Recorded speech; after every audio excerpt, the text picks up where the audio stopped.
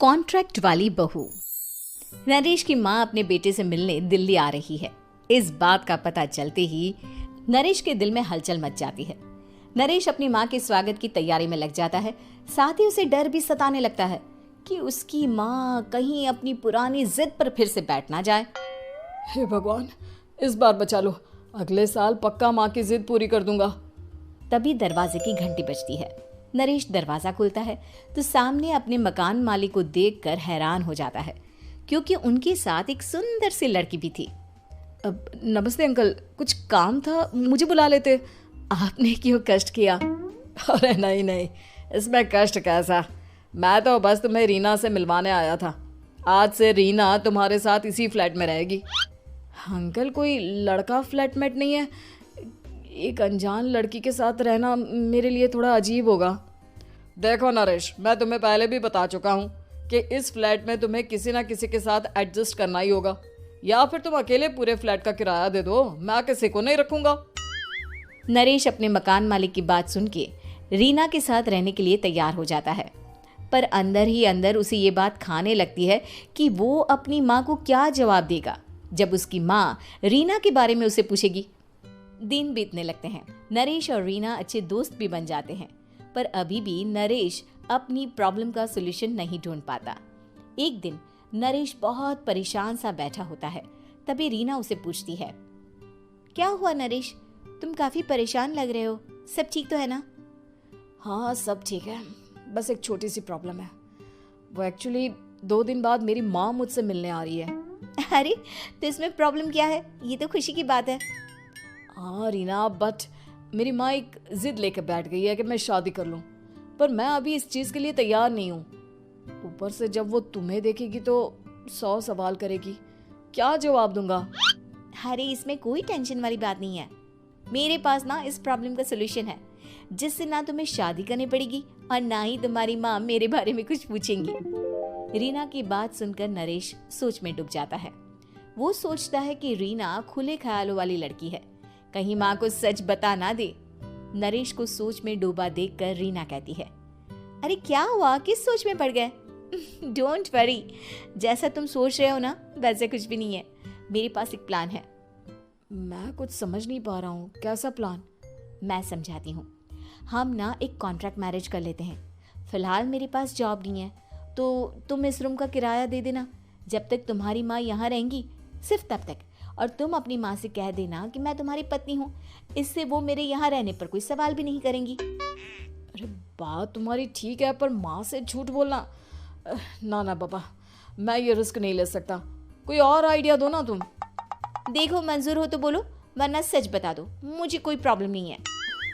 रीना की बात सुनकर नरेश सोच में डूब जाता है। बहुत सोचने के बाद जब उसे कोई रास्ता नहीं मिलता तो वो रीना के बताए हुए रास्ते पर चलने के लिए तैयार हो जाता है। वो रीना से बात करता है और अपनी माँ की पसंद और नापसंद के बारे में बताता है।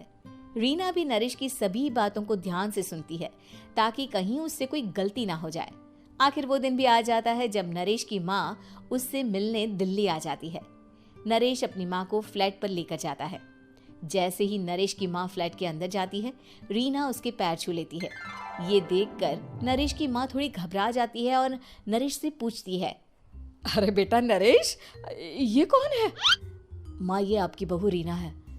माफ़ी चाहता हूँ, सब कुछ इतनी जल्दी में हुआ कि आपको बता ही नहीं पाया, इसलिए सोचा कि क्यों ना आपको सरप्राइज दिया जाए। अरे बेटा, मैं तो बस तेरा घर बसा हुआ देखना चाहती थी। हाँ, बहुत अरमान थे अपनी इकलौते बेटी की शादी को लेकर, लेकिन कोई बात नहीं, शायद किस्मत को यही मंजूर होगा। ये कहते ही नरेश की माँ रीना को गले लगा लेती है। रीना बेटिया, मेरा बेटा ना थोड़ा नादान है, पर तुम काफी समझदार लगती हो, और मैं जानती हूँ कि तुम इसका बहुत अच्छे से ध्यान रखोगी। माँ आप चिंता मत कीजिए, मैं सब संभाल लूंगी।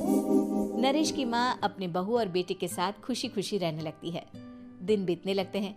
नरेश की माँ और रीना का रिश्ता बहुत मजबूत होता चला जाता है। वो दोनों सारा दिन एक साथ रहती और खूब बातें करती। इधर साथ रहते रहते नरेश और रीना भी एक दूसरे से प्यार करने लगते हैं। दोनों को इस बात का एहसास हो जाता है, फिर भी वो इस बात को छुपा कर ही रखते हैं। एक दिन नरेश की माँ और रीना शादी के बारे में बात करने लगते हैं। रीना बिटिया, ये तो नरेश ने मुझे बिना बताए शादी कर ली, वरना मैं तो अपनी इकलौती बेटी की शादी इतनी धूमधाम से करती कि सारी दुनिया देखती रह जाती। अच्छा माँ, आप ऐसा भी क्या करती नरेश और मेरी शादी में जो दुनिया देखती रह जाती? अरे बिटिया, एक माँ के अरमान तुम अभी नहीं समझोगी। मैं तो अपनी बहू को एक रानी की तरह लेकर आती और शादी भी बिल्कुल शाही अंदाज में करती, पर मेरे तो सारे अरमान ऐसे ही रह गए। खैर, मुझे तो अपने बेटे और बहू की खुशी चाहिए बस। ये कहते हुए नरेश की माँ की आंखों में आंसू आ जाते हैं।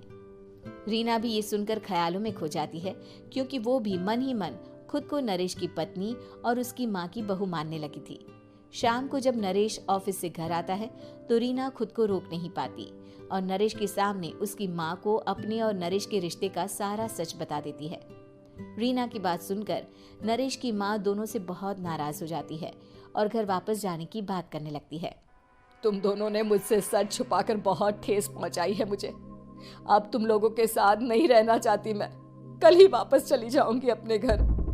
माँ, मुझे माफ कर दो, ये सब मैंने रीना के कहने पर ही किया है, वरना मैं भी आपको कभी ठेस पहुंचाने के बारे में सोच भी नहीं सकता। हाँ माँ, हमने ये सिर्फ आपका दिल रखने के लिए किया, प्लीज हम दोनों को माफ कर दीजिए। तुम दोनों ने मेरे अरमानों के साथ खिलवाड़ किया है, और वैसे भी मुझे अपने बेटे के लिए एक अच्छी लड़की ढूंढनी है, इसलिए मेरा यहाँ से जाना ही बेहतर होगा। माँ की ये बात सुनकर रीना खुद को रोक नहीं पाती। माँ, क्या मैं आपके घर की बहू बनने लायक नहीं हूँ? रीना की बात सुनकर नरेश हैरान रह जाता है। नरेश की माँ भी कुछ समझ नहीं पाती। मैं कुछ समझी नहीं, आखिर तुम कहना क्या चाहती हो?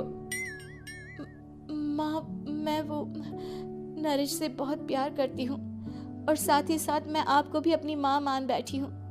आज जब आपकी बातें सुनी तो खुद को रोक नहीं पाई, इसलिए सारा सच आपको बता दिया।